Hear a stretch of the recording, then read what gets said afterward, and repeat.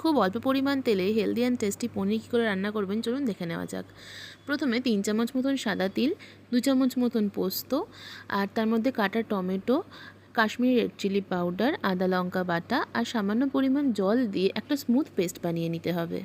এরপরে পনিরটাকে ছোটো ছোটো টুকরো করে কেটে তার মধ্যে অল্প পরিমাণে নুন আর তার সাথে একটুখানি কাশ্মীরি রেড চিলি পাউডার দিয়ে ওটাকে ভালো করে মিক্স করে নিয়ে 1 চামচ তেলে ওটাকে হালকা করে ভেজে নিতে হবে।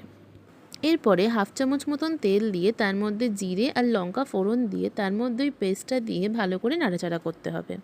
কিছুক্ষণ পর এর মধ্যে দই দিয়ে আবারও ভালো করে নাড়াচাড়া করে পরিমাণ মতন নুন আর জল দিয়ে তার মধ্যে অল্প পরিমাণে জ্যাগারি পাউডার দিয়ে আর ভাজা পনিরগুলো দিয়ে এটা ফুটতে দিতে হবে কিছুক্ষণ। আর সবার শেষে ওপর থেকে গরম মশলা ছড়িয়ে ভালো করে নাড়াচাড়া করলেই রেডি আমাদের অল্প তেলের হেলদি অ্যান্ড টেস্টি পনির। এটা ট্রাই করে জানাবেন অবশ্যই।